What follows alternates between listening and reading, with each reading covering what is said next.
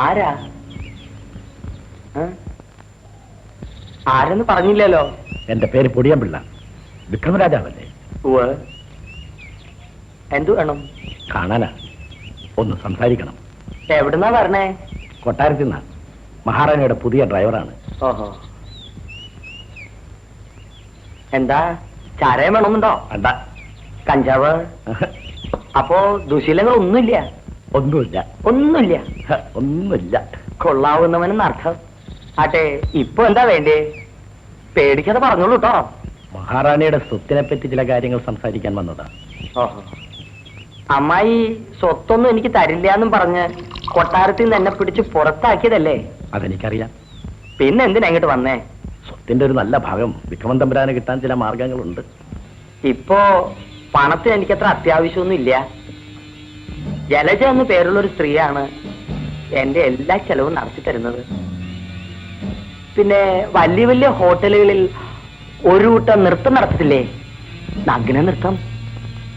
ക്യാബ്രെന്ന പേര് കണ്ടിട്ടുണ്ടോ? ഇല്ല. പിള്ള തനി ശുദ്ധം തന്നെയാ, കാണേണ്ടതാ. നല്ല ഹര. അതിന് പിൻപാട്ട് പാടലാണ് ജലജയുടെ ജോലി. കുറച്ചു മുമ്പ് ഇവിടുന്ന് പോയതേ ഉള്ളൂ. ഇനി പാതിരേക്കാ വരിക. എന്നാലും എന്നോടുള്ള സ്നേഹത്തിൽ ഒരു കുറവില്ല കേട്ടോ. എനിക്ക് അങ്ങോട്ടും അങ്ങനെ തന്നെയാ. എന്നാലും ഒരു 25 ലക്ഷം രൂപ തമ്പുരാന് കിട്ടത്തക്ക ഒരു വഴി ഞാൻ ഉണ്ടാക്കിയാലോ? ഇനിയിപ്പോ വേണ്ടാന്ന് പറയണേലും അവളോടൊന്ന് ചോദിക്കണേ. അവളിങ്ങോട്ട് വന്നോട്ടെ. അവരെങ്ങനെ? പണം കിട്ടിയാൽ തരക്കേടില്ല എന്ന തരക്കാരിയാണോ ആവോ? കുറച്ചൊക്കെ അങ്ങനെ തന്നെയാന്നാ തോന്നണേ. എപ്പോഴും പണമില്ല എന്ന് പറയാറുണ്ട്.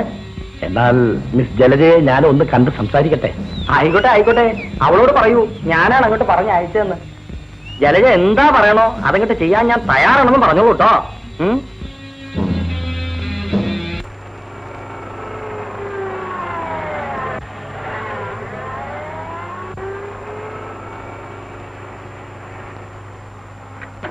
തല എത്തിയോ ജലജ? എല്ലാം എടുത്തോളൂ കേട്ടോ. അയ്യോ എന്റെ കോളാമ്പി.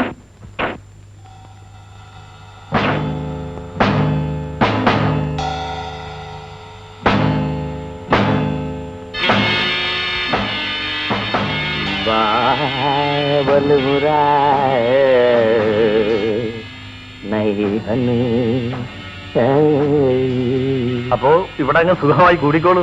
ഭാഗ്യവാൻ. ഇനി എല്ലാം നിന്റെ കയ്യിലാണ് വെച്ചേ. ഇവിടത്തെ കാര്യമല്ല, അങ്ങ് കൊട്ടാരത്തിലെ കാര്യമാണ്. നീ മിടുക്കിയാണെന്ന് എനിക്കറിയാം. സുന്ദരിയാണോ? അവൾ മിടുക്കിയും ആയിരിക്കും. ശരി, സുഖിച്ചോളൂ. ഞാനങ്ങ് പോയേക്കാം.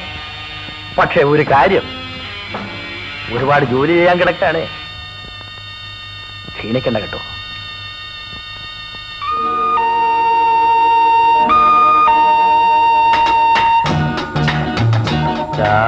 രാജകുമാരി സൗജാ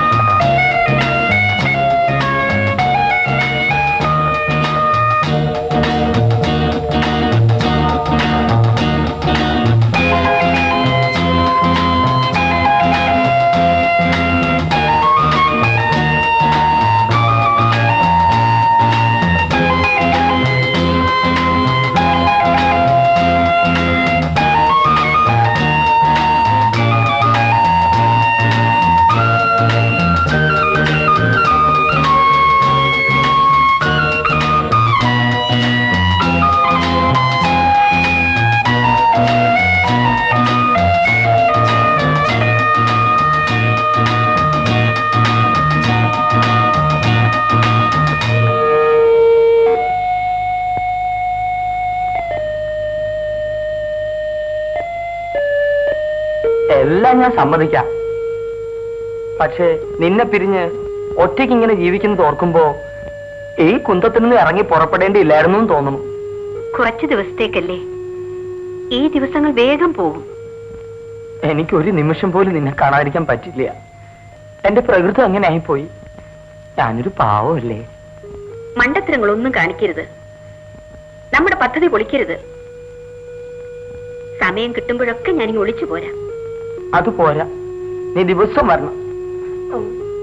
എനിക്ക് ഒറ്റയ്ക്ക് ജീവിക്കാൻ പറ്റില്ല. നമ്മൾ വളരെ സൂക്ഷിക്കണം, അല്ലെങ്കിൽ അപകടമാണ്. ശരി ശരി, നമുക്ക് ഒന്നുകൂടി ഉറങ്ങാം. വേണ്ട വേണ്ട, ഒരു ഉറക്കം മതി. And go to bed. Behave yourself. Be a good boy.